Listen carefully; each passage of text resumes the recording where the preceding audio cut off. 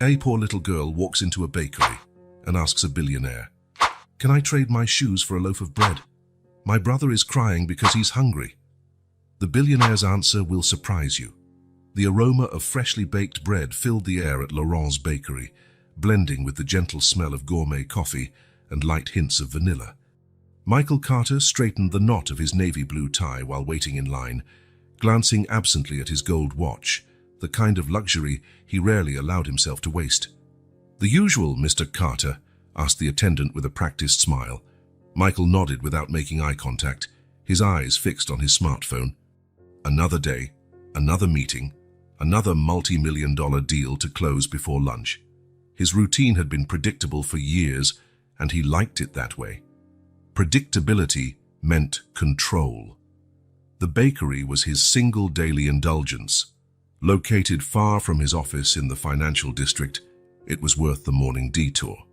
Not that he particularly appreciated the taste, food was merely fuel. What drew him was the exclusive atmosphere, the select clientele, the comfort of the familiar. "Your almond croissant and coffee, sir." The attendant placed the tray on the Italian marble counter. It was then that the little bell above the door chimed, letting a rush of chilly autumn air into the carefully climate-controlled environment. Michael wouldn't have noticed if not for the sudden silence that fell over the place. He turned instinctively.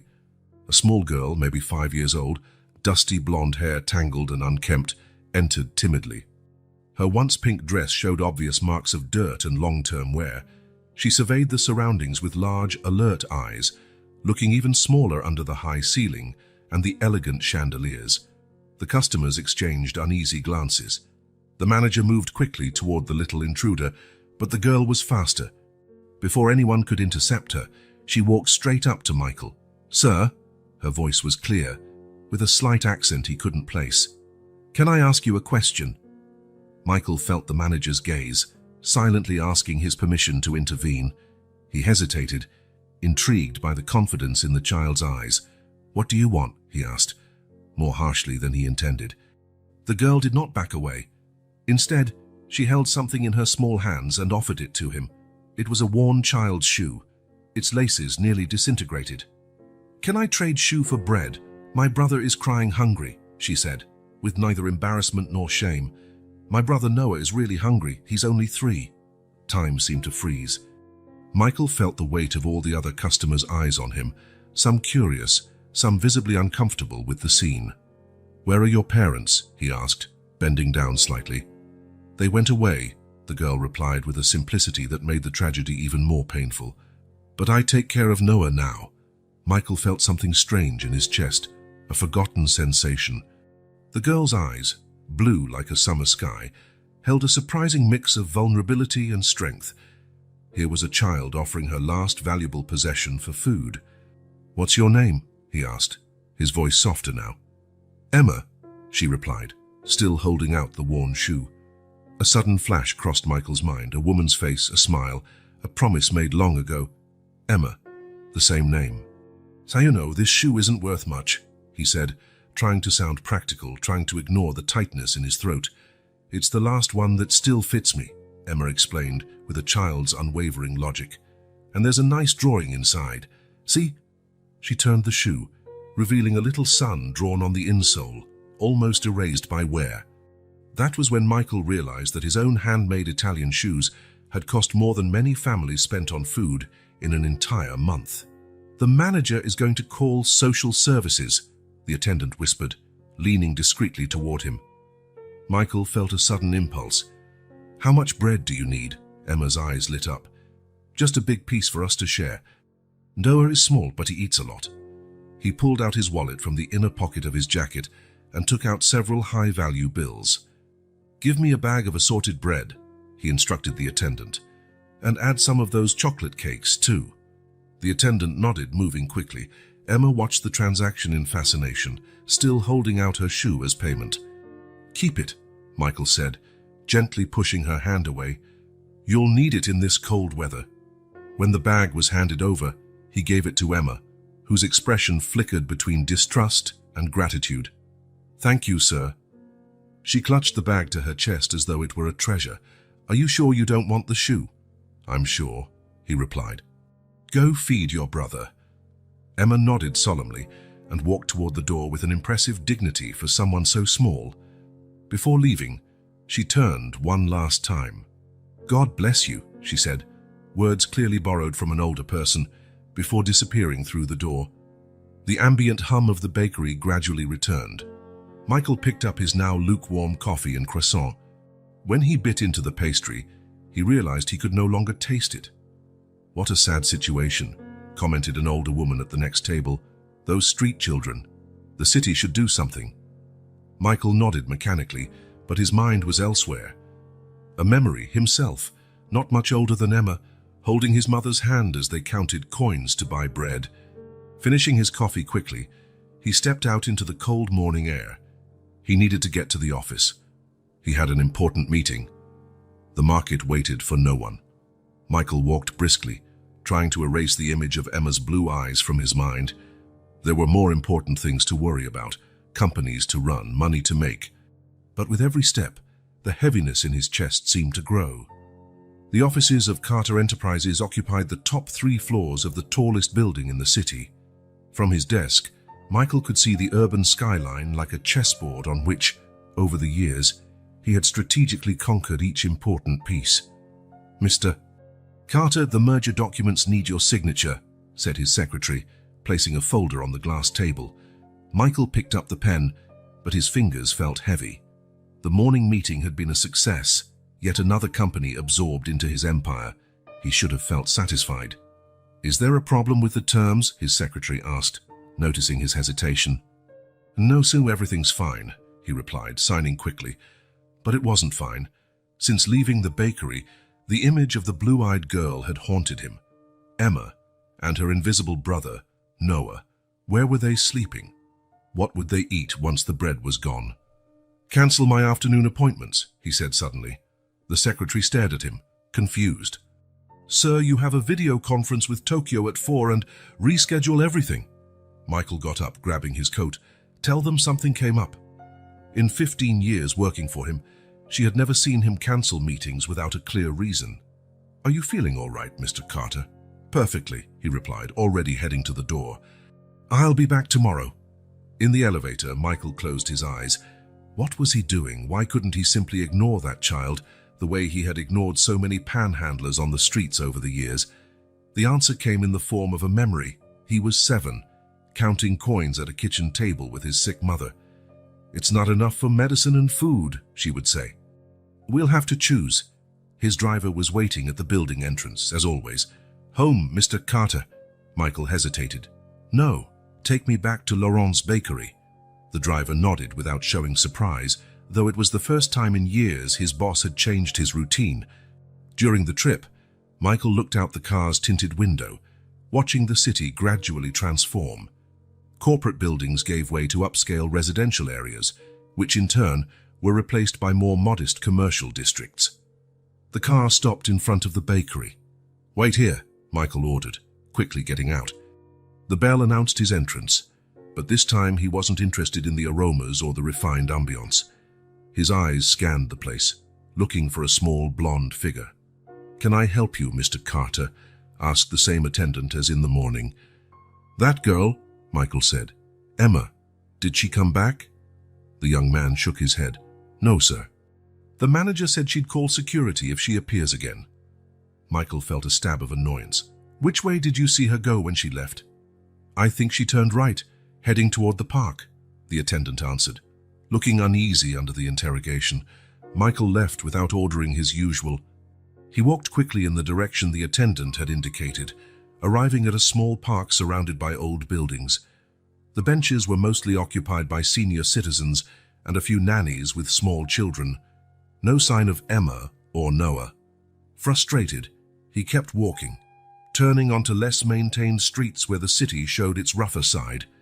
He went into small corner stores asking about 2 children, a 5-year-old blonde girl and a little boy. No one seemed to have seen them, or if they had, they preferred not to get involved. After an hour of fruitless searching, Michael stopped at a corner. What was he doing, looking for street kids as if they were lost pets? There were agencies for that, established systems. He pulled out his phone and searched for nearby homeless shelters. A list came up, but something stopped him from calling. Emma had said she was taking care of her brother. Reporting them might mean separating them, placing them into the system. In the inner pocket of his coat, he found the card of a private investigator he'd once hired to do background checks on business partners. He dialed the number. "I need to find someone," he said abruptly when the man answered. "2 children, possibly homeless. A girl around 5 named Emma and a boy Noah, about 3. "Area?" asked the investigator, not questioning his motives. Michael gave the approximate location near the bakery and the nearby park. "How long will you need?" "With homeless kids, it can be tricky. They move around, hide. I'll need a few days, maybe." "You have until tomorrow morning," Michael said.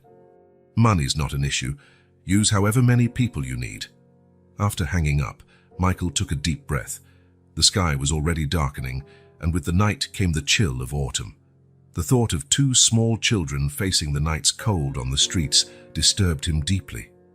At home, his dinner was served punctually by Margaret, his housekeeper of over 20 years. She noticed he barely touched the food. "Is something wrong with the salmon, sir?" she asked, concerned. Michael pushed the plate away. "I'm not hungry."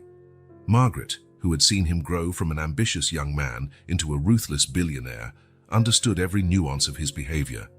"Did something happen today?"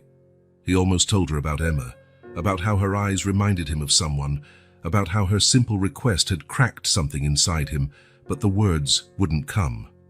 "Just tired," he said, getting up. "I'll be in my study." Upstairs, Michael entered his private office. Against the far wall stood a hidden safe, storing valuable documents and a few personal relics he rarely revisited. He entered the combination and opened the heavy door. In the back, beneath folders of contracts, there was a small wooden box. He removed it carefully, as if handling explosives. Sitting in his leather chair, Michael slowly opened the box. Inside, there was an old photograph, a young blonde woman holding a baby. On the back of the photo, a single line: "Emma and Michael, 1974. His mother. His middle name had been the same as hers. Next to the photo was a small, worn baby shoe, his first shoe, the only one his mother had managed to preserve before poverty forced them to give up almost everything. Michael closed his eyes, the memory now painfully vivid. His mother had worked 3 jobs to support them both, falling ill in the process. When he was 10, she passed away, leaving him to navigate the treacherous foster care system alone. His fortune, his empire, everything had been built so he would never again feel the powerlessness of poverty. So he would never again depend on the kindness of strangers, so he would never go hungry. And now a little Emma had appeared, offering a shoe for bread. The phone rang, interrupting his thoughts. It was the investigator. "I found something, Mr. Carter. Witnesses saw the children in an abandoned lot near the old train station.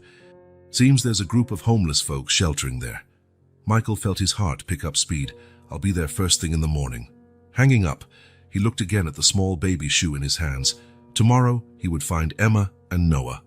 But then what? What would he do with 2 homeless kids? He had no answers, only the certainty that he could no longer pretend he hadn't seen them. Morning came under a cloudy, threatening sky. Michael dismissed his driver and drove himself to the abandoned train station.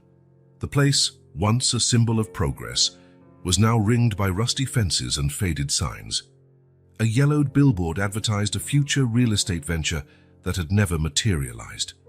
He parked his luxury car at a safe distance, not to avoid scratches, but so as not to frighten those he sought. The investigator waited on a corner, a middle-aged man with an unremarkable appearance and keen eyes. "Good morning, Mr. Carter." "This way." Michael followed him through a gap in the fence. The lot was filled with debris, weeds, and an occasional abandoned belongings. Improvised tents of tarp and cardboard formed a small camp beneath what was once the main platform. "They're over there," the investigator pointed discreetly. Beneath a tattered blanket, 2 small figures slept curled against each other. Emma lay protectively around her younger brother. Even from a distance, Michael could see how much the boy resembled her. Same blonde hair, though shorter and even more disheveled. "Are there more people around?" Michael asked, noting the quiet stillness of the place. Most leave early to beg or look for work, the investigator explained. The kids usually stay behind, watching out for each other. Michael approached slowly, trying not to startle them. Emma was the first to wake, her alert blue eyes instantly wide open. She pulled her brother closer instinctively. "Hello, Emma," Michael said, stopping a few steps away. The girl studied him warily before recognition lit her face. "Hi, you're the man from the bakery," she murmured, nudging her brother. "Noah, wake up." The boy opened his sleepy eyes.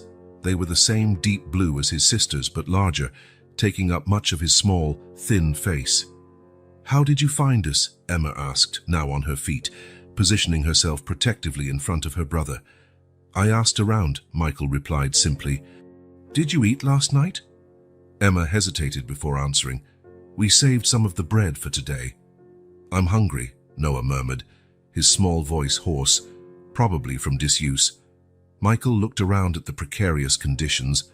An empty bakery bag was neatly folded next to them, along with 2 plastic bottles half full of water. "I know a place that serves pancakes," he said. "Do you like pancakes?" Noah's eyes went wide, but Emma remained cautious. "Why are you doing this?" she asked directly. The question caught Michael off guard. Why indeed? He himself wasn't sure. "Because no one should go hungry," he finally said. "Especially children." Emma studied his face for a long moment, as though searching for any hint of deception.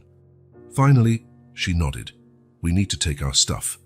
Stuff was an exaggeration for the small bundle she quickly assembled, packing a few items into a faded child's backpack: the tattered blanket, a one-eyed teddy bear, a couple of clothing pieces, and a broken picture frame. "We're ready," Emma announced, holding her brother's hand. The investigator observed with curiosity. "Should I come along, Mr. Carter?" "That won't be necessary," Michael said, handing him a thick envelope. "Thank you for your efficiency." In the car, Emma and Noah sat in the back seat, tense and silent. Michael adjusted the rearview mirror to see them. "You need to put on your seatbelts," he said. Emma helped her brother before fastening her own, moving with a sad familiarity of adult responsibilities. The restaurant Michael chose wasn't luxurious, but was clean and welcoming, a family spot where they wouldn't draw too many stares. Still, as they walked in, he felt curious looks from other patrons, a man in an expensive suit accompanied by 2 clearly needy children. The waitress led them to a corner table, brought menus, and discreetly glanced at the children. "You can order whatever you want," Michael said. Noah stared at the colorful pictures with fascination. "Can I eat all that?" he asked, pointing to a plate stacked with pancakes. "Noah," Emma scolded him gently. "Don't be greedy." "It's all right," Michael assured him. "Order whatever you want, Noah." The boy grinned for the first time, revealing a missing front tooth. It lit up his entire face, transforming him from a sullen child into a normal 3-year-old. While they waited for the food, Michael tried to make conversation. "So, have you been staying in that place for long?" Emma shook her head. "Just a few weeks. Before that, we stayed at the park, but it got too cold at night. And before the park," the girl lowered her eyes, "we used to have a home." The food arrived, momentarily interrupting the conversation. Noah attacked his pancakes enthusiastically, while Emma ate more slowly, as if savoring every bite. "You don't have to eat so fast, Noah," she told him. "No one's going to take your plate." Michael felt a pang in his chest. He recognized that behavior, the fear that the food would be gone before the hunger passed. "There will be more if you want," he said gently. Emma looked up from her plate. "Why are you being nice to us?" Michael considered the question. "Hasn't anyone been nice to you before?" The girl's expression darkened. "Some people pretend to be nice at first." The implication hung heavy between them. Michael felt a mix of anger and sadness. "I'm not pretending, Emma. I just want to help." "Everybody wants something," she replied with a bitterness far too mature for her 5 years. "What happened to your parents?" Michael asked, changing the subject. Emma paused her eating, her eyes losing focus momentarily. "Mom got sick. Dad tried to take care of her, but there wasn't enough money for medicine. He worked all the time, but it wasn't enough." "Mom went away," Noah interrupted, his mouth sticky with maple syrup. "To heaven," Emma nodded sadly. "After that, Dad changed." He started drinking that stuff that makes people act weird. Alcohol, Michael muttered. Yeah. He lost his job. Then our house. He promised he would come get us when he found a new place, but... Her voice faltered. It's been a long time. How long? Michael asked gently. Emma shrugged. Lots of days. I can't count very well yet. Do you have any other relatives? Uncles, grandparents. We had Grandma, but she went to heaven too, Emma replied. Dad said it was just the four of us against the world. The simplicity of her answer masked a complex tragedy. Michael could imagine the father, desperate after losing his wife, succumbing to alcohol, losing everything, perhaps with the best intentions of returning for the kids, but never finding his way back. Do you have kids? Emma asked suddenly. No, Michael answered, surprised by the question. Why not? You seem old enough. Michael couldn't help a small smile at her bluntness. I never found the time, I guess. Or the right person. Our mom used to say kids are gifts, said Emma. But I guess some people don't like gifts. The observation hit him harder than he expected. How many times had he avoided serious relationships, citing his career as the priority? How many times had he found children noisy inconveniences in restaurants or on planes? Are you finished? He asked, noticing their empty plates. Noah nodded eagerly. Can we eat more? Emma looked at Michael, evaluating if the earlier offer was genuine. Sure, he said, signaling the waitress. And maybe afterward we can get you some new clothes. Emma's eyes widened. New clothes. And a warm bath, Michael added, if you want. The girl appeared momentarily overwhelmed by the offer. You won't take us to the police after? Not unless you want me to. We don't want that, Emma said quickly. They'll separate us. I promised Mom I'd always take care of Noah. Michael nodded, understanding. No one will separate you. After their second plate of pancakes, which Noah could barely finish, Michael took them to a department store. The sales clerk looked suspiciously at the disheveled kids, but her professionalism held as soon as Michael requested full outfits for both.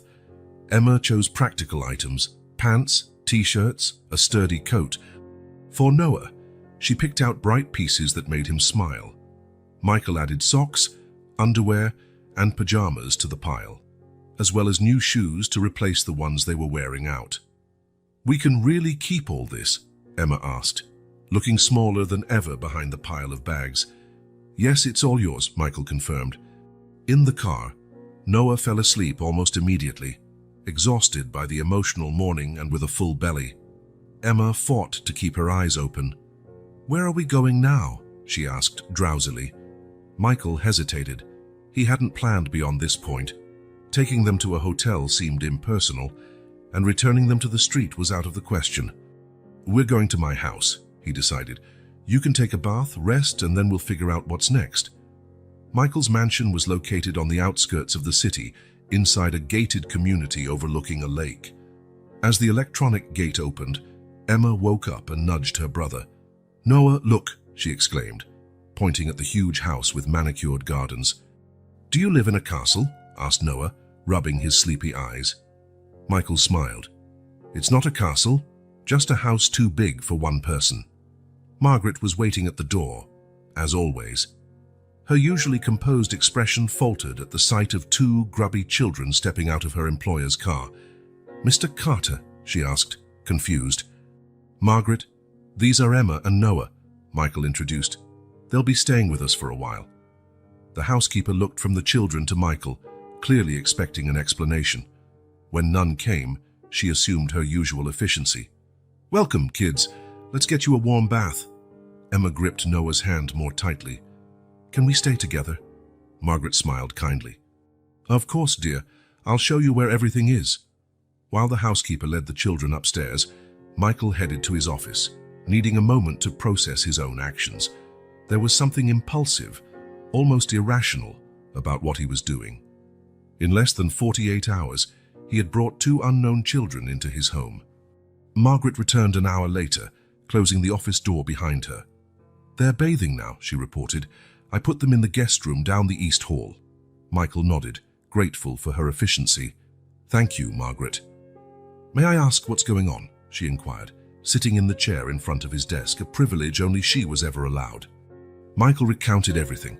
The meeting in the bakery, the search, the children's story. Margaret listened in silence, her face showing growing compassion. "What do you plan to do with them, Michael?" she asked, using his first name as she did only in moments of deep familiarity. "I don't know," he admitted. "I can't send them back out on the street." Margaret studied him carefully. "There's something more, isn't there? Something about these particular children." Michael hesitated. Margaret had known him since his youth. She had been hired by his mentor when he got his first apartment. She had witnessed his rise, his obsession with success, his gradual transformation into a man who measured everything in monetary value. "She reminds me of my mother," he confessed. "Not just the name, but those eyes, the same determination." Margaret nodded, understanding. "I noticed too. And the boy has your eyes." Michael hadn't realized the resemblance, but now that Margaret mentioned it, he could see it. Noah's big blue eyes, though more innocent, had the same shape as his. "What should I do, Margaret?" It was a rare question coming from him, a man used to making decisions that affected thousands of lives without hesitation. "Start by feeding them and giving them a safe place to sleep," she answered with practical simplicity. "The rest will come naturally." When Michael went upstairs to see the children, he found them transformed by the bath. Emma's blonde hair, now clean, shone like gold under the warm light of the lamp. Noah looked like a different boy, his pink cheeks evident now that all the dirt had been washed away. Both wore new pajamas, far too big for their thin frames. They were sitting on the huge king-size bed, appearing tiny among the pillows. "This bed is bigger than our whole house used to be," Emma commented, bouncing lightly on the mattress. Noah laughed, bouncing higher. "It's soft like clouds." Michael smiled, leaning against the doorframe. "Did you like your bath?" "The water never got cold," Noah exclaimed, genuine wonder in his voice. The casual remark revealed so much about their former lives that Michael felt his throat tighten. "It'll never get cold here," he promised. "Can we really sleep in this bed?" Emma asked, still skeptical of their good fortune. "Of course. This room is yours while you're here." The girl looked around, evaluating the luxurious space. "How long are we going to stay?" It was the question Michael had been avoiding. "How long would you like to stay?" Emma glanced at her brother. "Can we stay until tomorrow?" "You can stay longer than that," Michael replied, "but we'll talk about it later. You must be tired now." Noah was already yawning, his eyelids heavy. Emma helped him slide under the blankets, naturally assuming the role of caretaker. "Can I talk to you a bit before I sleep?" Michael asked Emma. The girl hesitated, looking at Noah, who was almost asleep. "Will he be okay alone?" "We'll leave the door open, and we'll be right there on the balcony." The guest room's balcony overlooked the illuminated gardens and the lake in the distance. Emma curled up on a large chair, looking even smaller under the starry sky. "Your house is really pretty," she commented. "Thank you," Michael replied, sitting in the chair next to her, "but I didn't always live in a place like this." Emma looked at him curiously. "Where did you live before?" Michael gazed at the horizon. "When I was about your age, I lived in a tiny apartment with my mom. Sometimes we didn't have enough money for food." The girl's eyes widened at the revelation. "You were poor like us?" "Yes," he confirmed. "My mother got sick like yours, but I didn't have any siblings. When she died, I was left alone." "Who took care of you?" Michael smiled sadly. "Nobody, really. I went to an orphanage, then to foster homes. Some were good, some not so good. You didn't have a dad. He left before I was born." Emma processed this in silence. "So how did you get rich?" "I worked hard," Michael said. "Studied whenever I could. Got lucky a few times. Met people who helped me." "Our mom said hard work always pays off," Emma observed. "But Dad worked a lot and we still lost everything." The astute observation impressed him. "Sometimes it's not fair, Emma. Some people work their whole lives and never get enough. Others get luckier." "Were you lucky?" Michael considered his path. Sleepless nights, sacrifices, tough decisions, sometimes ruthless, that got him where he was. "I was lucky at some key moments," he admitted, "but I also made choices, some I regret now." "What kind of choices?" "I chose work over friends, money over time," he simplified decades of complex decisions. I thought if I had enough money, I'd never feel fear or hunger again. Emma nodded as if she perfectly understood, and did it work? You're not afraid of anything anymore. The question was too profound for her age. Michael realized that children who face hardship early develop an understanding of life many adults never attain. It worked for some fears, he answered honestly, but I discovered there are other fears money can't fix. Like what? Fear of being alone forever.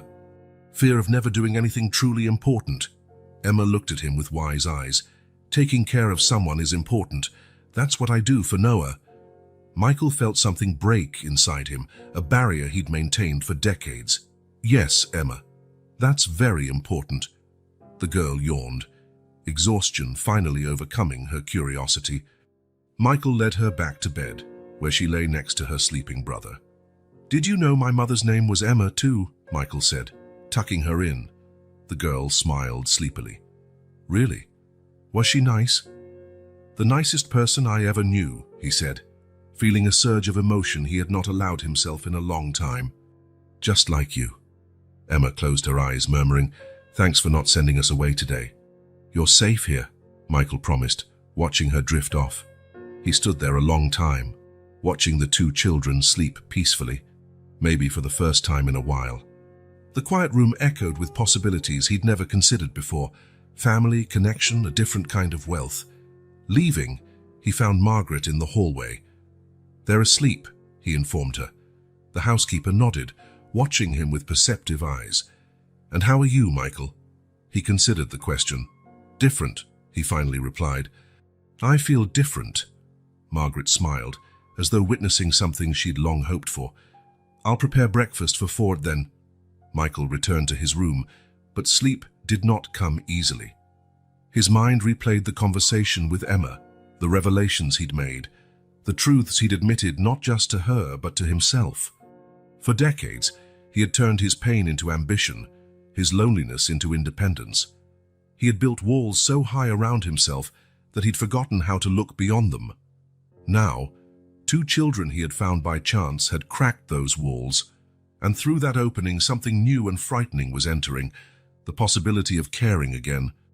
2 weeks had passed since Emma and Noah arrived at the Carter mansion.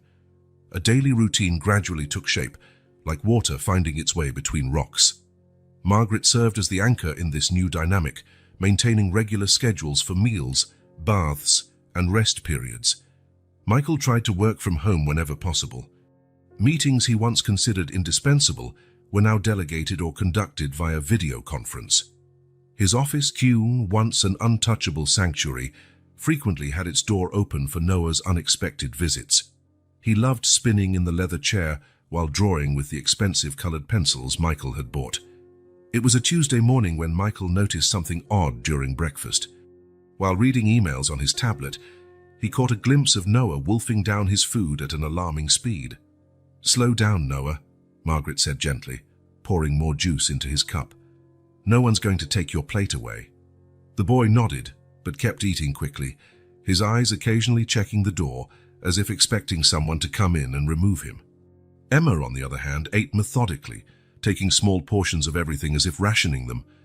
Her gaze was alert and calculating, analyzing every interaction. Is there something wrong with the food?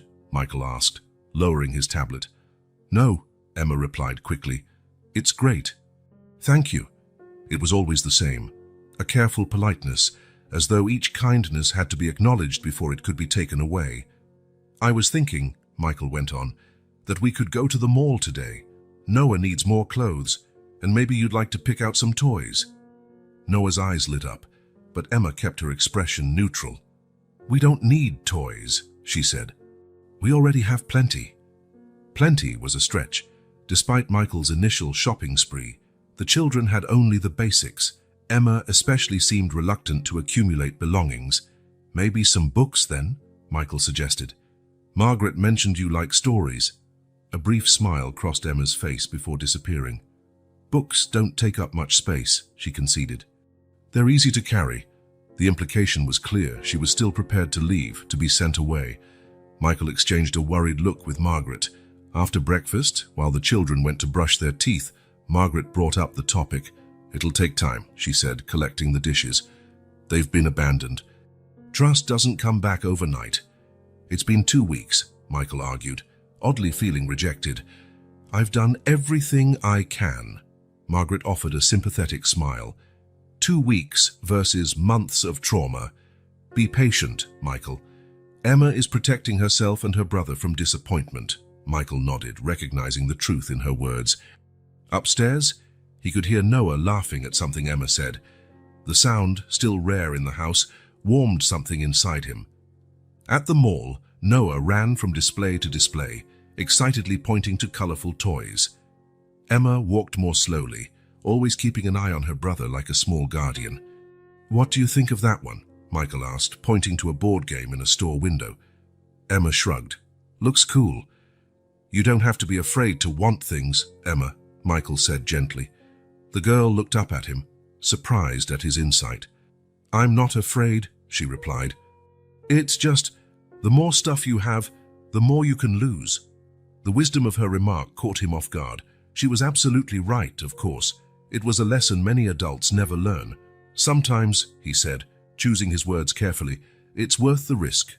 She didn't reply, but when they went into the bookstore, her eyes lit up involuntarily at the colorful shelves.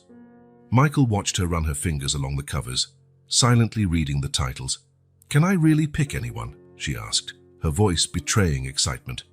"As many as you want," he replied.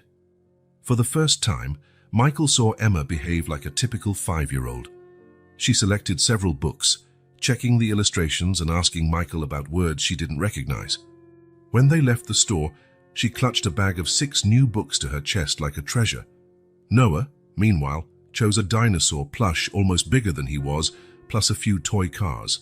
On the way back, Michael got a call from Thomas, his lawyer. "Michael, we have a situation," came the voice over the car speaker. "Social services contacted me about the children." Michael felt a chill in his stomach. He glanced in the rearview mirror, seeing Emma suddenly alert, listening to every word. "Can we talk later?" he replied hastily, cutting the call short. The damage was done. The brightness in Emma's eyes had vanished, replaced by a resignation that broke Michael's heart. "They're going to take us away?" she asked calmly when they arrived home. "No," Michael said firmly. "I won't let that happen." "That's what everyone says," Emma murmured, taking Noah's hand and heading upstairs. That afternoon, Michael locked himself in his office with Thomas. The lawyer, a slim man with graying hair at the temples, looked concerned. "It's complicated," he explained. "A social worker named Helen Matthews is investigating. Apparently someone at the bakery recognized the kids from the database and reported them." "What's the problem?" "I'm taking good care of them," Michael argued. Thomas sighed. "The problem, Michael, is that you have no legal status as their guardian. Technically, you're harboring runaway minors." "They didn't run away from anywhere. They were abandoned," Michael said, feeling anger rising. "Legally, they should be under state custody while we look for the father or other relatives." Michael ran a hand through his hair, frustrated. "Now what?" "Now we have a meeting with Mrs. Matthews tomorrow at 10 a.m. She wants to meet you and assess the children's living conditions." Thomas hesitated. "She also mentioned wanting to check your intentions." "My intentions? What does that mean?" "It means a single billionaire around 50, suddenly deciding to take in 2 homeless kids, raises some questions," Thomas said diplomatically. The insinuation made Michael pale with anger. "That's absurd." "It's standard procedure," Thomas reassured him. "They have to ensure the children's well-being." Michael nodded, controlling his indignation. "I'll do whatever is necessary." After Thomas left, Michael went upstairs to find the kids. He found Noah asleep in his bed, hugging his new dinosaur tightly. But Emma was nowhere to be seen. After searching the house, he found her in the backyard garden, sitting alone on a swing. As he approached, he noticed her old backpack beside her, seemingly packed. "We're ready to go," she said, without looking at him. "When the social worker gets here," Michael felt a pang in his chest. "Emma, look at me." He knelt down to her eye level. "I'm not going to let anyone take you away." She finally looked at him, her intense blue eyes. Why? Why do you care? No one else ever has. The question hit him unprepared. Why indeed? Over the last 20 years, he had steamrolled over people and entire companies without a second thought. What was different now? Because you remind me of someone, he admitted. Someone who was alone and afraid. Someone who needed an adult to care. You, Emma guessed. Michael nodded. And because you deserve a chance. The same chance I had. They'll separate us, she whispered, revealing her deepest fear at last. They'll take Noah to one family and me to another. Not as long as I can stop it, Michael promised. The next day arrived far too quickly. Margaret had prepared the house immaculately and baked fresh cookies. Noah wore a clean shirt and slacks that looked brand new, while Emma wore a simple but neat dress, her hair carefully combed. Helen Matthews arrived right at 10 a.m. She was a middle-aged woman with dark hair in a tight bun and observant eyes behind thin framed glasses. Thomas received her, then led her to Michael's office. "Mr. Carter," she said, extending her hand. "Thank you for seeing me." Michael shook her hand, noting her firm grip. "Thank you for coming, Miss Matthews." "Helen, please." She sat down, opening a folder. "I have a few questions, if you don't mind." The questioning was thorough. She asked about his finances, his background, and his motivations. Michael answered everything patiently, even when the questions felt invasive. "I should note," she said at one point, "that there is no record of any previous involvement of yours with children's charities or any prior interest in adoption or foster care." "Is that relevant?" Michael asked, trying to keep his voice neutral. "It's unusual," Helen replied. "Most people who decide to foster or adopt show a prior interest in child welfare. Yours emerged suddenly. Sometimes it takes a specific encounter to open our eyes," Michael said. "I can assure you my intentions are genuine." Helen studied him for a moment. "I'd like to meet the children now." Noah was in the living room, playing with his new toy cars. When Helen introduced herself, he smiled shyly and offered her one of the cars. Emma, however, remained reserved, answering questions cautiously. "Are you happy here?" Helen asked directly. Noah nodded enthusiastically. "I have my own room, and Margaret makes pancakes every Sunday." Emma took longer to respond. "It's good," she finally said. "Michael is nice to us." Helen smiled kindly at her. "Do you miss your dad?"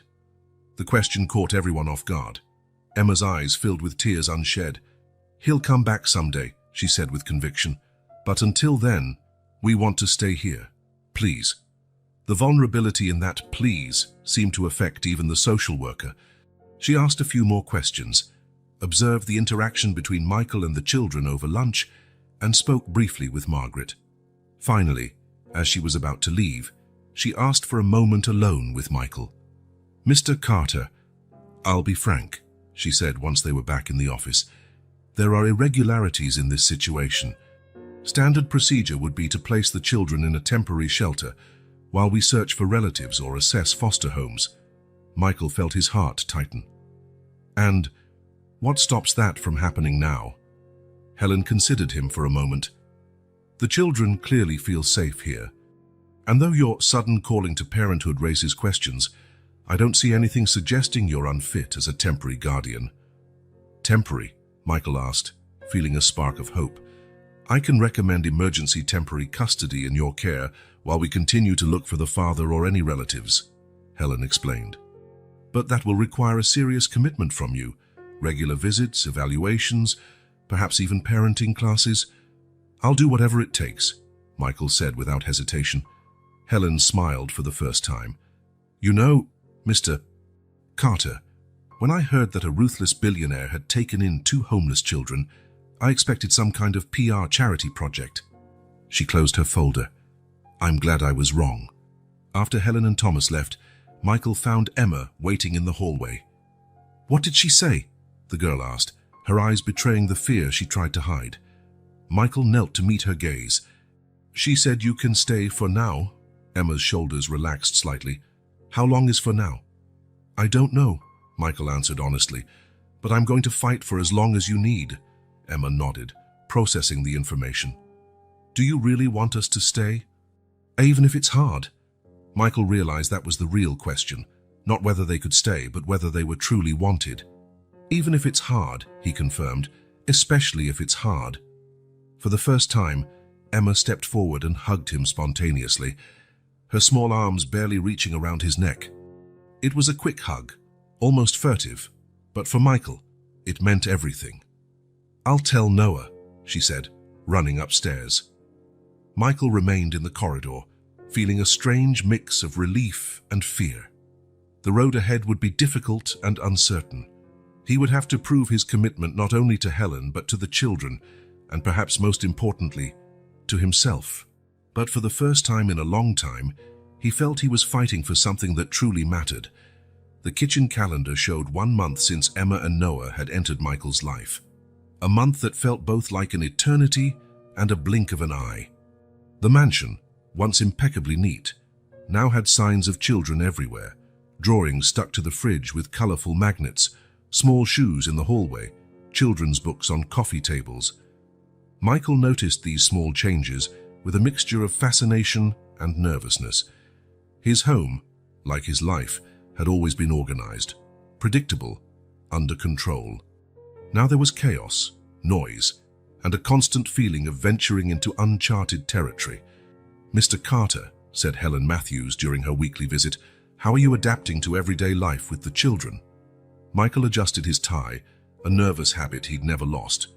"We're finding our rhythm," Helen jotted something down on her clipboard, "and about spending time together. Quality time is essential for building bonds." The question made him uncomfortable. He had provided everything the children could materially need: clothes, toys, a complete makeover of 2 bedrooms so each could have their own space. But quality time, between business meetings, video calls, and running his financial empire, he realized this aspect had largely been left to Margaret. "I'll make a greater effort," he promised. After Helen left, Michael cleared his schedule for the rest of the week, unthinkable just 2 months prior, and began planning. If there was one thing Michael Carter excelled at, it was executing plans. The next morning, he surprised the kids at breakfast. "Who wants to go to the zoo today?" Noah almost toppled off his chair in excitement. "Are there dinosaurs there?" Michael laughed. "Dinosaurs have been extinct for millions of years, but they do have other interesting animals." "Like lions?" asked Emma, her eyes bright despite her attempt to seem uninterested. "Lions, tigers, elephants," Michael confirmed. "We'll go right after breakfast." Margaret, clearing the plates, hid a satisfied smile. The day was perfect, sunny but not too hot. Michael arranged for private access to the zoo for privacy's sake, though he avoided mentioning this detail to keep it from seeming ostentatious. Noah ran from one enclosure to another, demanding to be lifted to see the animals if they were far away. Emma, calmer, read every information sign aloud, impressing Michael with her advanced reading skills for her age. "Do you like books about animals?" he asked as they watched the monkeys. Emma nodded. "Mom had a big book with pictures. She taught me to read using it." It was rare for Emma to mention her mother spontaneously. Michael saw it as a small victory. "We can buy more animal books," he suggested. "Maybe even an encyclopedia." "What's an encyclopedia?" he clarified. "It's a big book that explains everything about a topic, like a collection of many books in one." Her eyes grew wide. "I really want that." After the zoo, they stopped at a huge bookstore. Michael watched as Emma wandered the aisles with reverence, like she was in a temple. Noah quickly found the children's section and sat on the floor, flipping through dinosaur-themed books. "Can I have this one?" Emma asked, holding a large illustrated animal encyclopedia that she could barely carry. "Of course," Michael replied. "And what else?" She looked puzzled. "I can choose more than one." "As many as you like." Emma's expression wavered between disbelief and delight. Noah, overhearing, immediately piled up storybooks and dinosaur guides. When they left, each child carried a bag full of new books. On the way back, Michael noticed Emma gazing out the window thoughtfully. "What are you thinking?" he asked. "Why are you doing all this for us?" she asked directly. The question caught him off guard. "Because I care about you." "But why?" she insisted. You barely know us. Michael thought hard about his answer. Sometimes you just know when something is important. Like finding the perfect book on a shelf.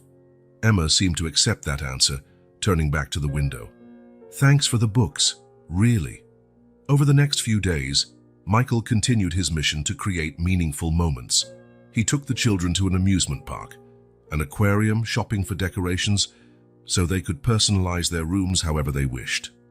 Noah always showed unbridled enthusiasm, but Michael noticed that Emma seemed happiest in quieter moments when he read to them at night or when they simply watched a movie together in the living room.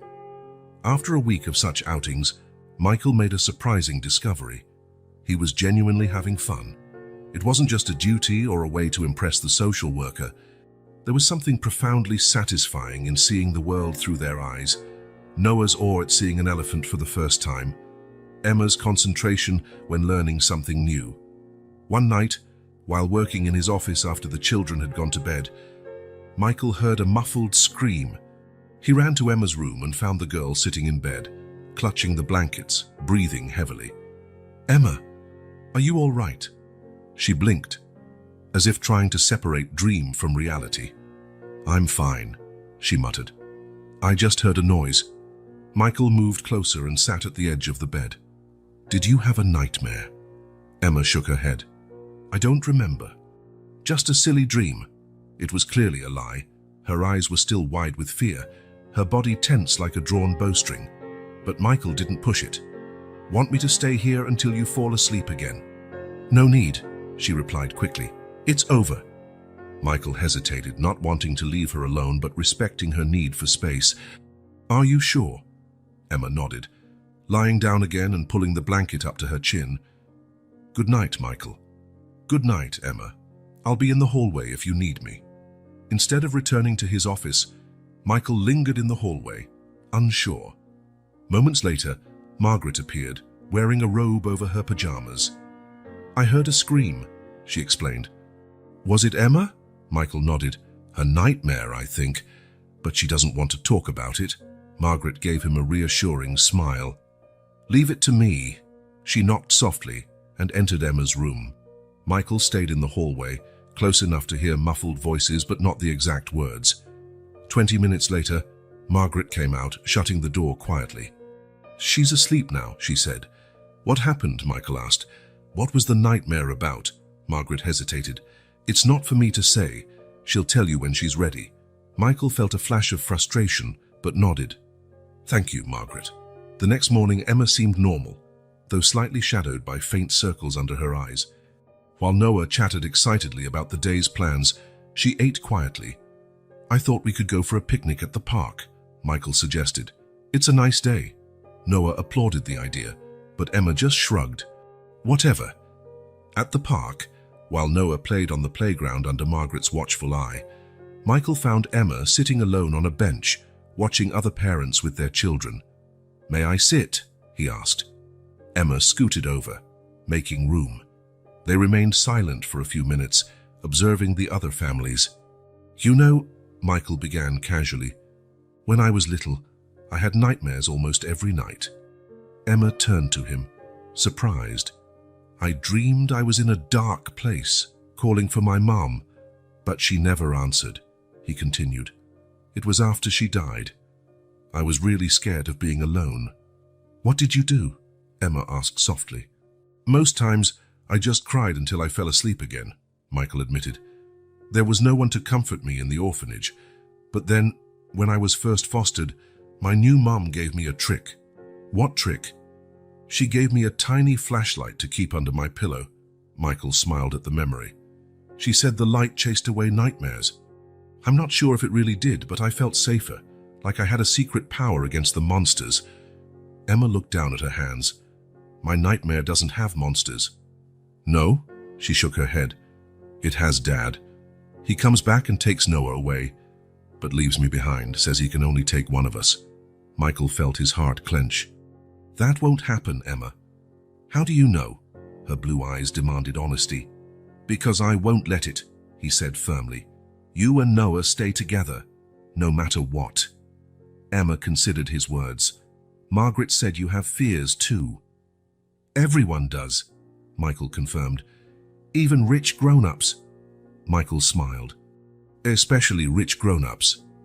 What are you afraid of? She asked, truly curious. The question made him pause. It was easy to talk about childhood fears, but his current fears. That felt like a dangerous vulnerability. Still, if he wanted Emma to trust him, he needed to offer the same trust. I'm afraid of failing, he finally admitted. Of not being good enough to take care of you two. Emma looked surprised by the confession. You're already better than a lot of people, she said simply. Thank you, Michael replied, oddly touched by the sincere compliment. They fell silent again, but it was a different silence now, comfortable, shared. Michael, Emma said suddenly, do you think our dad will ever come back? The question was complicated. Michael didn't want to give her false hope, but he also didn't want to destroy her image of her father. I don't know, Emma, he answered honestly. I wish I had a better answer. That's okay, she said, surprising him. I just wanted to know. That night, after dinner, Michael had a surprise ready. At bedtime, he brought the children to Emma's room. I have something for you too, he said, pulling out 2 small packages from his pocket. Emma and Noah opened them simultaneously. Inside each was a small pocket flashlight, blue for Noah and purple for Emma. To chase away nightmares, Michael explained. Noah immediately turned his flashlight on, delighted by the beam dancing on the wall. Emma held hers carefully, as if it were precious. Thank you, she said in a low voice. There's one more thing, Michael continued, taking a walkie-talkie from his pocket. This one is for you, Emma. I'll keep the other in my room. If you have another nightmare, or need anything at all in the night, just press this button and talk, I'll be there. Emma's eyes widened. Even if you're sleeping. Even if I'm sleeping, he confirmed. I promise I'll hear it. That night, after tucking the children in, Michael spoke with Margaret. Thanks for talking with her last night, he said. What did you say to make her trust me? Margaret smiled enigmatically. I just told her the truth, that you were once a frightened child too, that you've also had losses, and that maybe you needed her and Noah as much as they need you. Michael looked at her, surprised. You really think that? You've changed these last few weeks, Michael, Margaret observed. You're more present, not just physically, but emotionally. It's like those children woke up a part of you that's been asleep. He reflected on her words. It was true. He felt different. The numbers in his bank accounts, the corporate mergers, the headlines about his deals, all of it felt less significant now compared to Noah's smile or Emma's gradual trust. Later that night, while working in his office, the walkie-talkie on his desk crackled softly.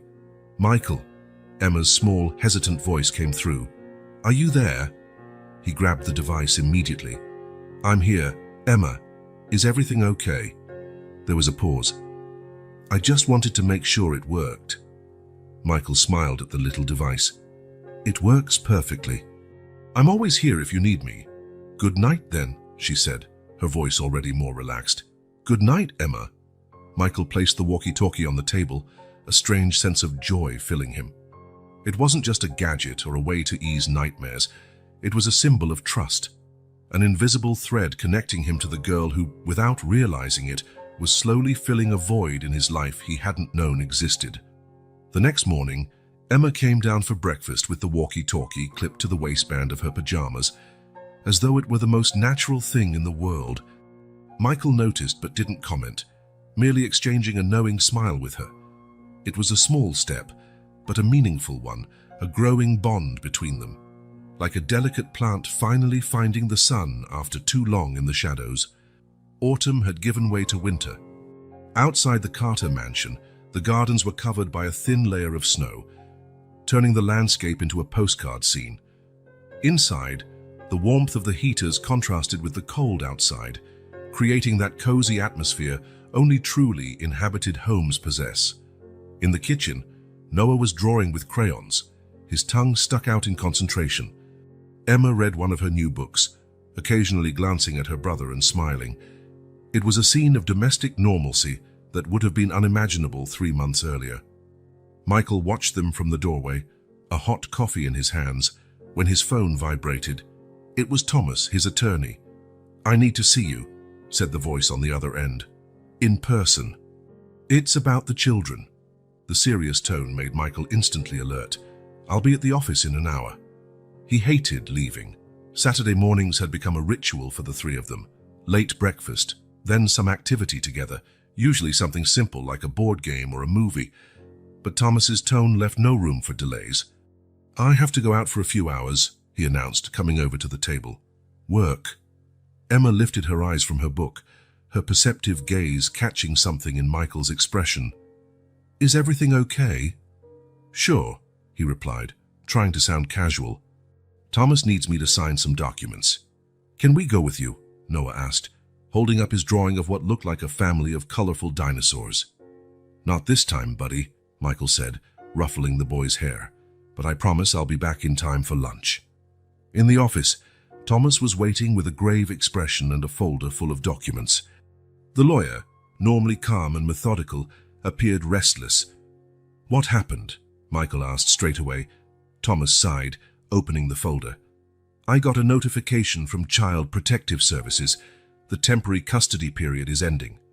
What? How? Michael felt his throat tighten. Helen said we had time. Emergency temporary custody was never meant as a permanent fix, Thomas explained. It was an exceptional measure because you provided a safe environment when the kids needed it most. And I still am. Yes, but the system wants a definitive solution. Thomas slid a document across the table. They've identified a family interested in adopting both children, a couple with prior adoption experience, stable, great references. Michael picked up the paper, but the words blurred before his eyes. A family, someone taking Emma and Noah away. The thought felt like a punch to the gut. This can't happen, he whispered, his voice weaker than he intended. There is an alternative, Thomas said. You could file for permanent guardianship or even adoption. The word hung between them, heavy with implications. Adoption, legal, permanent parenthood. Adoption, Michael repeated, testing the word. It means you'd become their father, yes, Thomas confirmed. Legally responsible in every way. Michael stood abruptly, walking to the window. Outside, the city continued its usual pace, oblivious to the emotional storm in that office. I'm not sure I'm ready for that, Thomas. You'll need to decide soon, the lawyer replied. We have a week to respond. If we don't file the paperwork, they'll likely go to this other family. Michael nodded absently, his mind a chaos of conflicting thoughts. Thanks, Thomas. I need to think. On the drive back, Michael couldn't focus. Father.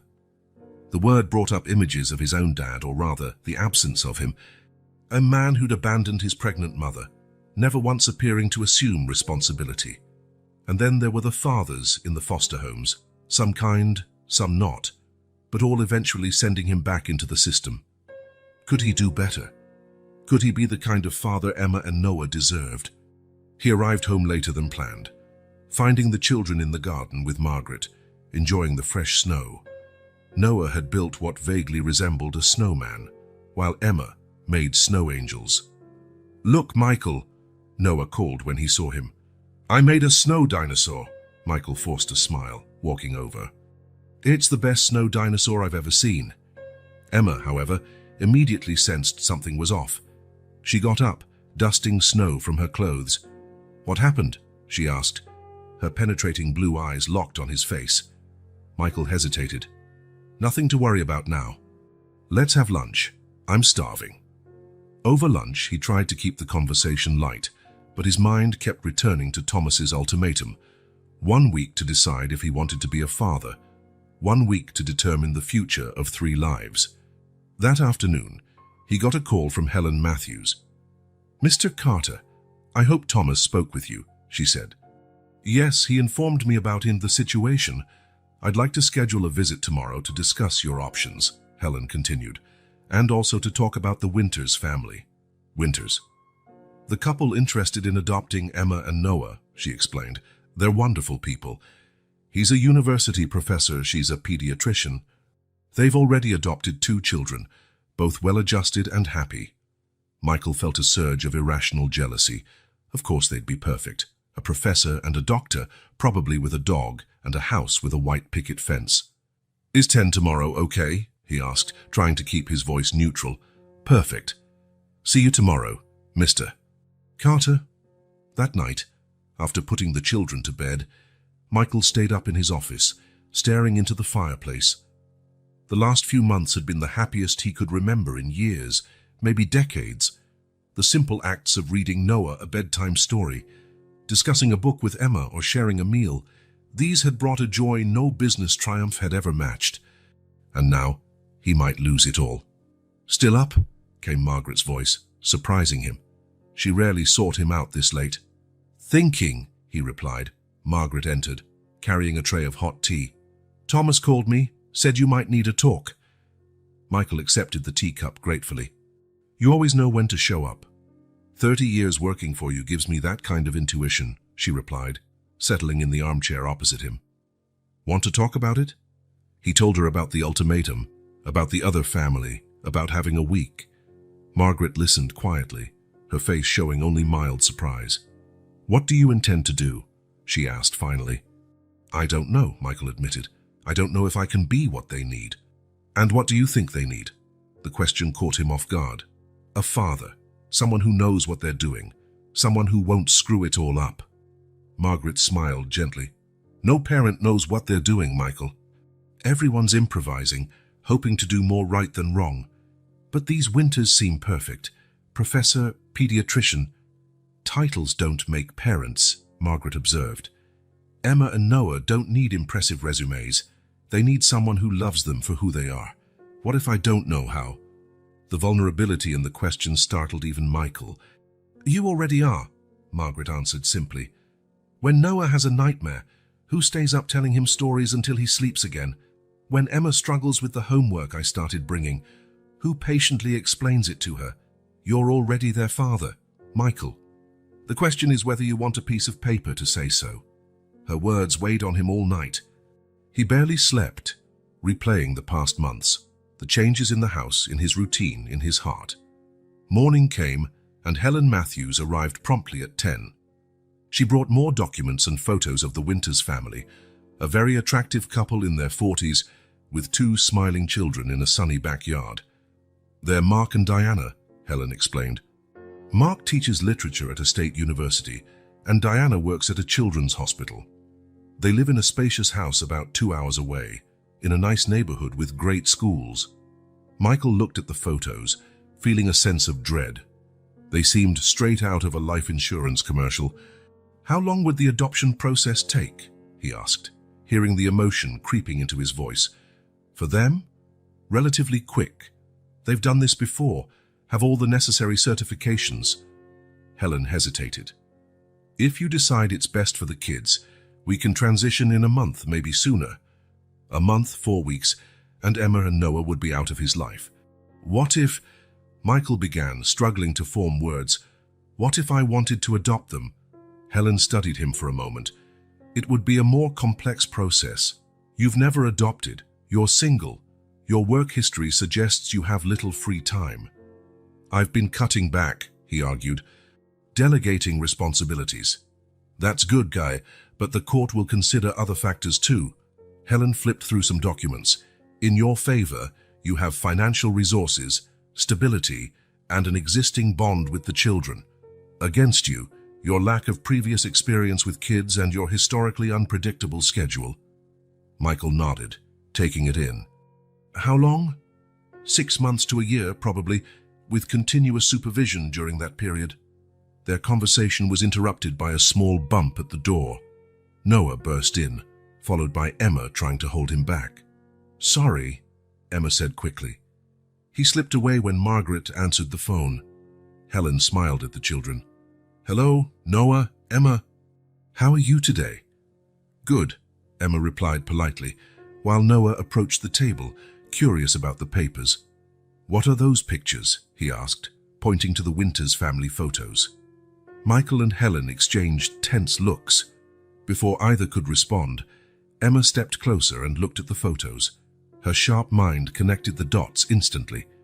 They're the people who want to take us away, she asked, her small but firm voice betraying a hint of dread. Emma, Michael began, no one's decided anything yet. Are they going to separate us? Her voice trembled slightly. No, Helen said firmly. Emma, I promised you and Noah would stay together, remember? That promise still stands. Sensing the tension, Noah moved closer to his sister.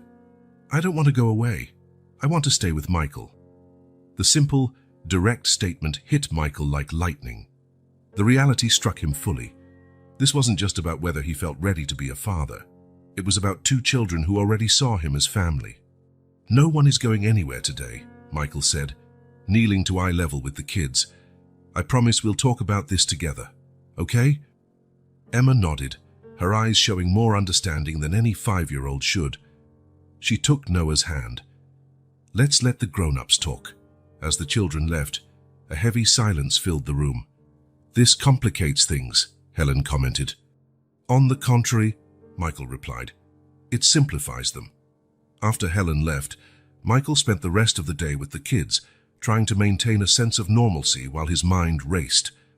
That evening, after Noah was asleep, he found Emma still awake, sitting at her bedroom window, gazing at the stars. Can I sit with you? He asked. She nodded, shifting over to make room. They stared in silence at the night sky for a few moments. Are we really leaving? Emma finally asked. Michael took a deep breath. That depends. On what? Partly on you, he said honestly, and partly on me. Emma looked at him with serious eyes. Do you want us to stay? That was the central question, wasn't it? Beneath all the doubts about his parenting ability, what did he truly want? Yes, he replied, surprised at the certainty in his own voice. I really want you to stay. Then why did that woman have pictures of another family? Michael searched for the simplest explanation. Because for you two to stay here permanently, legally, I'd have to become your father. Not just someone caring for you temporarily, but your father forever. Emma processed this.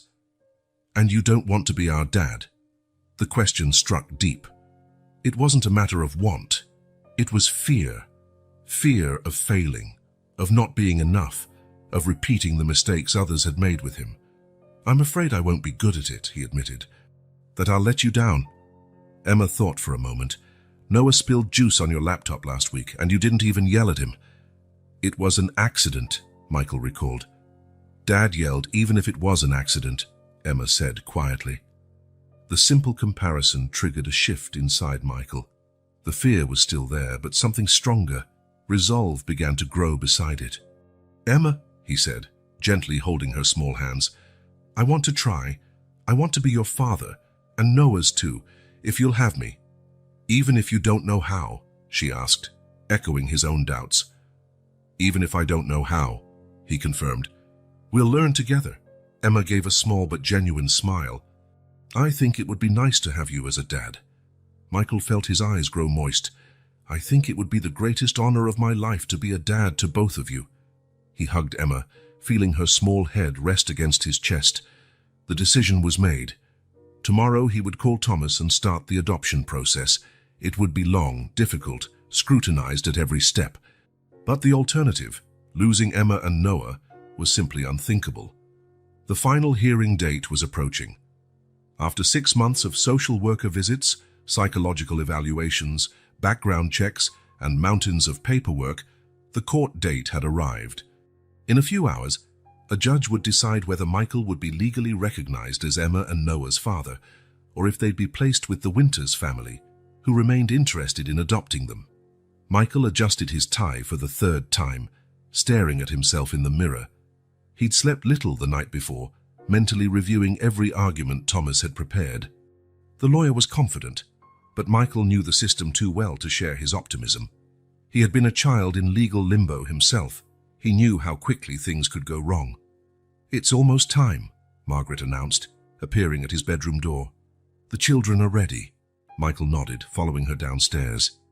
Noah was on the couch, uncomfortable in his little suit, swinging his legs that didn't quite reach the floor. Emma stood beside him, wearing a light blue dress that highlighted her eyes. Her hair was arranged in neatly braided pigtails by Margaret. You two look great, Michael said, trying to sound encouraging. Noah smiled, but Emma remained serious. In recent weeks, She had grown increasingly quiet, watchful. Michael had noticed but attributed it to anxiety over the hearing. After all, he could barely sleep himself. "Remember what we talked about," he said, kneeling in front of them. "The judge may ask you some questions, but there are no right or wrong answers. Just tell the truth." "What if he decides we can't stay?" Emma asked, her voice barely above a whisper. Michael hesitated. He'd promised to always be honest with them, but now the truth felt too cruel. "Let's think positively," he finally replied. "Thomas says we have a strong case." Emma didn't look convinced. Her perceptive eyes noted the tension he was trying to mask. "Time's up," Thomas said, entering the room. "The car is waiting." The ride to the courthouse was silent. Sensing the tension, Noah was unusually quiet, clutching the small dinosaur plush he never left behind. Emma gazed out the window, her reflection showing an expression far older than her 6 years. At the courthouse, they were led to a waiting room. Helen Matthews was already there, accompanied by a woman Michael didn't recognize. "Mr. Carter," Helen greeted him. "This is Dr. Sophia Chen, the court-appointed psychologist to evaluate the children today." Michael shook the woman's hand, trying to hide his surprise. "I wasn't aware there would be another evaluation." "It's standard procedure," Helen explained. "Just a brief conversation to ensure the children feel comfortable with the situation." While Dr. Chen spoke with Emma and Noah in a corner of the room, Michael pulled Helen aside. "What's going on? Why another evaluation at the last minute?" Helen hesitated. "Judge Harmon is known for being cautious with single adopter cases, especially when other options are available." "So you're saying the Winters are still in the picture?" Michael felt his stomach drop. "I'm saying the judge will consider all options for the children's best interest," Helen replied diplomatically. Michael looked over at Emma and Noah, now drawing pictures the psychologist had provided. The last few months played like a movie in his mind. The bakery, the shoe, the first night at the mansion, bedtime stories, nightmares conquered, small daily victories. The thought of losing all that was unbearable. "Mr. Carter," Dr. Chen called. "Could you give me a few minutes alone with the children?" Michael nodded reluctantly. "Of course, I'll be right over there." He stepped away, joining Thomas at the other side of the room. "How are we looking?" he asked the lawyer. Thomas shrugged. "As prepared as we can be. All documents are in order. Previous evaluations were positive. We have character witnesses ready to testify that you're suitable as a father." "But," Michael recognized that tone, "but Judge Harmon is traditional. He prefers conventional families, a mother, father, white picket fence." "The Winters," Michael muttered. "They fit his ideal model," "Yes," Thomas confirmed, "but it's not a lost cause. You do have the existing bond with the kids in your favor. Helen's reports emphasize that—" Their conversation was interrupted by the bailiff announcing that the hearing would begin in 10 minutes. Michael went back to the children, noticing that Emma looked even more tense. "Everything okay?" he asked, crouching beside her. Emma nodded without meeting his eyes. "Yeah." "Emma, look at me." He waited until her blue eyes met his. "No matter what happens in there, I want you to know you two are the best thing that's ever happened to me. I'll never forget that." Something flickered across her face. Fear, perhaps comprehension. She glanced at Noah, then back at Michael. "Can we go to the bathroom first?" she asked. "Sure," Michael replied. "Margaret can take you." "I'll take Noah," Emma said quickly. "We saw it when we came in." There was something odd about her insistence, but Michael was too nervous to question it. "Okay, but be quick. The hearing starts in a few minutes." Emma grabbed Noah's hand and the two left the room. Margaret offered to accompany them, but Emma said they'd be fine. Michael turned back to the final details with Thomas, trying to calm his nerves. 5 minutes passed, then 10. The bailiff appeared again. "We're ready to start," he announced. Michael looked around, suddenly realizing the children hadn't returned. "Emma and Noah aren't back yet." Margaret immediately volunteered to check. She returned minutes later, pale-faced. "They're not there," she said. "I checked all the bathrooms on this floor." A cold wave ran down Michael's spine. Maybe they got lost. This place is big.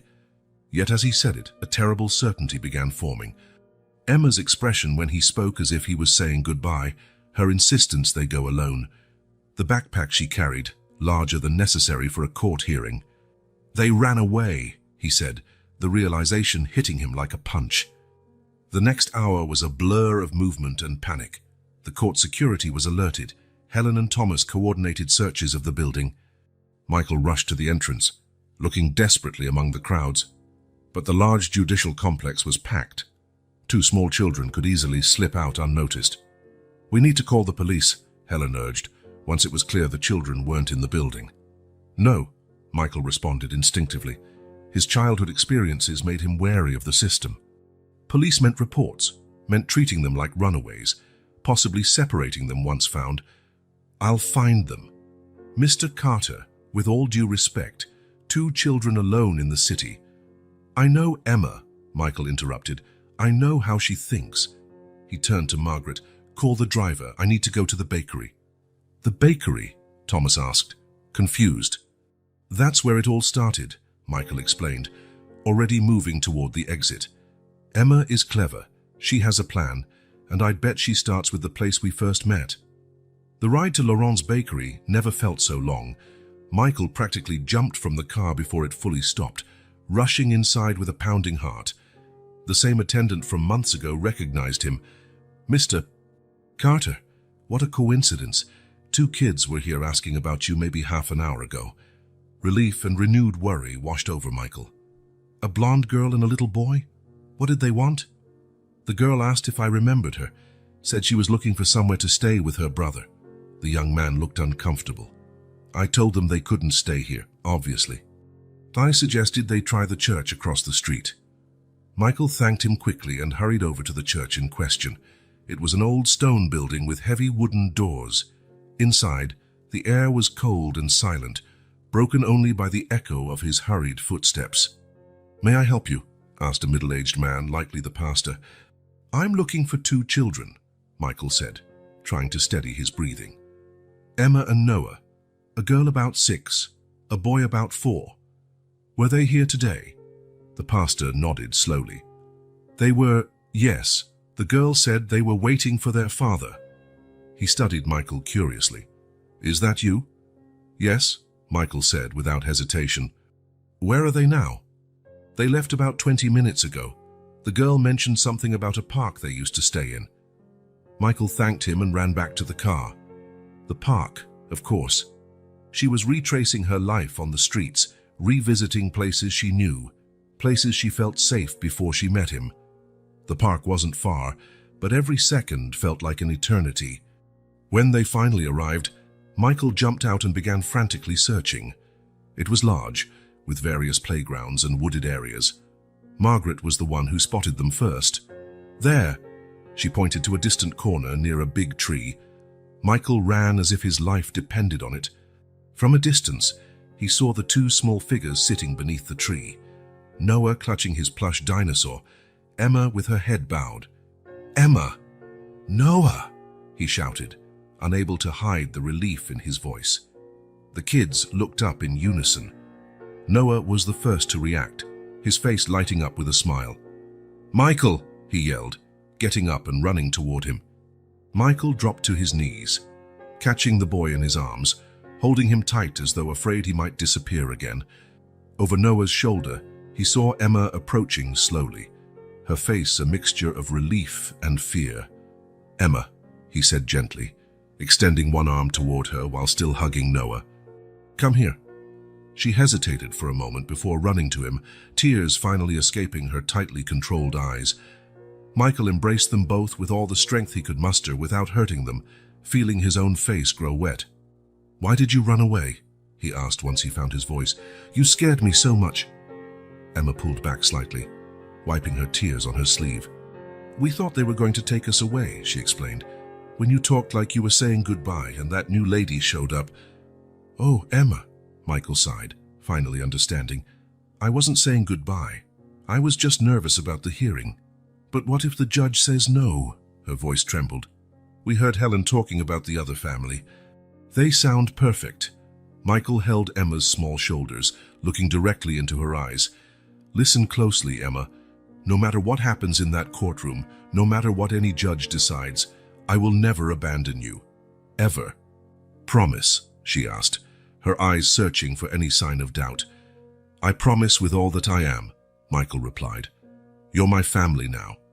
And family never gives up on each other. Noah, still clinging to Michael, looked up. So we can go back home? The simplicity of his question brought a smile to Michael's face. Yes, Noah, but first, we need to go back to the courthouse. We still have a hearing.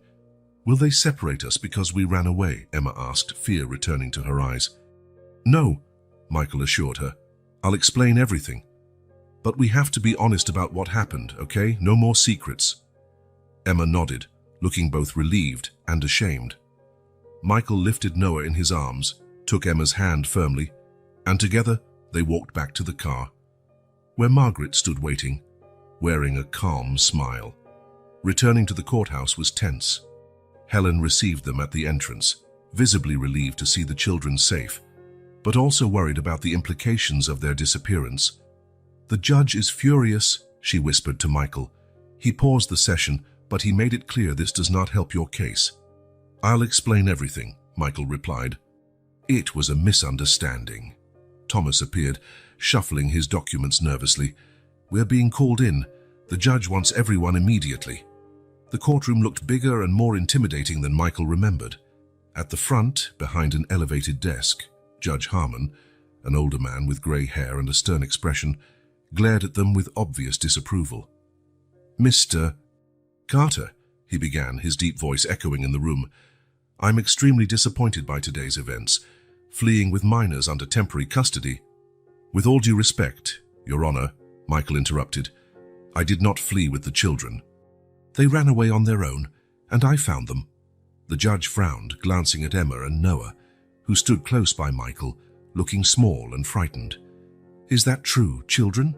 Did you run off by yourselves? Emma stepped forward, her chin lifted despite the fear in her eyes. Yes, sir, it was my idea. I thought they were going to take us away from Michael. And why did you think that? The judge asked, softening his tone slightly as he addressed the child. Because they always do, Emma answered simply, painfully. Whenever we start to like a place, someone decides we have to leave. A heavy silence fell over the courtroom. The judge observed Emma for a long moment before sighing. All right, let's proceed with the hearing, he decided. Mr. Thomas, you may begin your argument. The next 2 hours were a parade of testimonies, reports, and legal questions. Margaret spoke about the positive changes she'd witnessed in Michael since the children's arrival. Helen presented her assessments, highlighting the strong bond they had formed. Dr. Chen described her brief conversation with Emma and Noah before they ran, noting they genuinely seemed attached to Michael. Finally, a well-dressed family was called forward, the Winters. Michael saw them in person for the first time. The tall man with wire-rimmed glasses, the attractive woman with a kind smile. They looked like they belonged in an insurance commercial. Diana Winters spoke calmly about their prior adoption experiences, the bedroom they'd already prepared for Emma and Noah, and the excellent schools in their area. Mark explained how his flexible schedule as a professor would let him be present for the children. With each word, Michael felt his heart sink. How could he compete with that? A stable, experienced couple with happy adopted kids already, against a workaholic billionaire who barely knew how to make breakfast without help. Judge Harmon listened intently, making occasional notes. When the Winters finished, he looked down at his papers for a long time. Considering all I've heard today, he began, and the troubling events at the start of this hearing, I have serious reservations about granting adoption to Mr. Carter. Michael felt as though he'd been punched in the gut. Beside him, Emma squeezed his hand tightly. The Winters present a traditional, stable family environment with proven experience in adoption, the judge continued. Whereas Mr. Carter, despite his financial resources and evident affection for the children, has a history of excessive work and no experience with kids. Noah began to cry quietly. Michael placed a hand on his shoulder, attempting to give comfort he himself didn't feel. Therefore, the judge went on, I am inclined to... May I speak? A small but firm voice cut through the room, Emma's. The judge paused, surprised at the interruption. Excuse me, Emma, Michael whispered. We have to let the judge finish. But Emma was already standing, her intense blue eyes on the judge. Please, sir, just 1 minute. Judge Harmon looked torn between irritation and curiosity. Finally, he nodded. Very well, young lady. What would you like to say? Emma took a deep breath, glancing quickly at Michael before turning her gaze back to the judge. You said that family has experience, she began, her voice clear despite her nerves. They know how to be parents because they've done it before. That's correct, the judge acknowledged. But they don't know how to be parents to me and Noah, Emma continued. They don't know that Noah can only sleep if the hallway light is on, or that he's scared of thunder. They don't know I like to read dinosaur books even though I'm a girl, or that I sometimes have nightmares about my dad never coming back. The courtroom was utterly silent, everyone riveted by the little speaker. Michael didn't know any of that at first either, Emma admitted, but he learned. He stays up with me when I have nightmares. He bought a special nightlight for Noah's room. He never laughs when I ask questions, even if they're silly. She glanced briefly at the Winters. They seem nice, but we've had nice people before. People who promised to take care of us and then gave up when it got hard. Emma turned back to the judge, her voice trembling slightly. Michael is the only grown-up who never, ever gave up on us. Not when we ran away. Not when Noah spilled juice on his fancy laptop. Not when I got mad and said I hated him. A tear rolled down Emma's cheek, but she pushed on. Please, Your Honor, don't take us away from the only person who really wants us, no matter how hard it gets. The silence that followed was profound. Michael realized he was holding his breath. Noah was still, his wide eyes fixed on his sister. Judge Harmon removed his glasses, rubbing his eyes in a tired gesture. When he looked at Emma again, his expression had changed. Thank you for sharing, Emma, he said kindly. You're very articulate for someone so young. He glanced at the papers before him, then at the Winters, and finally at Michael. In all my years in family court, he began, I've learned that the hardest decisions rarely hinge on what's on paper alone. There's a human dimension no report can fully capture. He paused, looking directly at Michael. Mr. Carter, when we began this hearing, I had doubts about your ability to provide the traditional environment I consider ideal for children. Michael nodded, bracing for the worst. However, the judge continued, I am reminded today by the eloquence of a 6-year-old that family isn't only about traditional structures. It's about connection, commitment, and the willingness to persist even when it's difficult. Michael's heart began to pound. The Winters, said the judge, turning to the couple, are clearly exceptional candidates who would offer a loving home, yet I cannot ignore the bond already formed between these children and Mr. Carter, a bond that, as Emma eloquently stated, has been forged through adversity and built on trust. The judge settled back in his chair, his decision apparent. Therefore, after careful consideration, I grant Mr. Michael Carter's petition for adoption. Emma and Noah Carter will be legally recognized as his children from this moment forward. The room spun around Michael. Emma and Noah Carter, his children, legally, officially, forever. Your Honor, said Diana Winters, rising from her seat. Michael braced himself for an objection, but what came next surprised everyone. We'd like to withdraw our petition, she said, her husband nodding beside her. We came here because we wanted to offer a home to kids who needed one. But it's clear Emma and Noah have already found theirs. The judge nodded, clearly approving of the gesture. So noted. I wish you all the best. With a final bang of his gavel, it was over. Michael dropped to his knees, opening his arms, and Emma and Noah ran to him, all three converging in a tight embrace in the middle of the courtroom. Let's go home, Michael whispered, his voice thick with emotion. Our home. The ride back was the opposite of the trip in, joyful, noisy, full of plans for the future. Noah chattered non-stop about painting his room with dinosaurs, while Emma discussed the possibility of getting a dog in earnest detail. Margaret had gone home earlier to prepare a little celebration. The dining room table, rarely used before the children's arrival, was set with a cake and colorful decorations. Welcome officially to the family, she said, her eyes shining with happiness. That night, after all the excitement, when the children were finally in bed, Michael visited each of them for their usual bedtime ritual. In Noah's room, he found the boy almost asleep, hugging his inseparable dinosaur. "Good night, Noah," Michael whispered, tucking the blankets around the small body. "Good night." Noah paused for a moment, then finished with a sleepy grin. "Dad." The word washed over Michael like a warm wave. Dad. So simple, so profound. He kissed the boy's forehead, his son's forehead, and slipped out quietly. In Emma's room, she sat in bed, flipping through one of her favorite books. "Bedtime story," Michael offered, sitting beside her. Emma closed the book, looking at him seriously. "Do you think what I said really helped?" "In front of the judge." "Emma," Michael replied with complete sincerity, "you changed everything.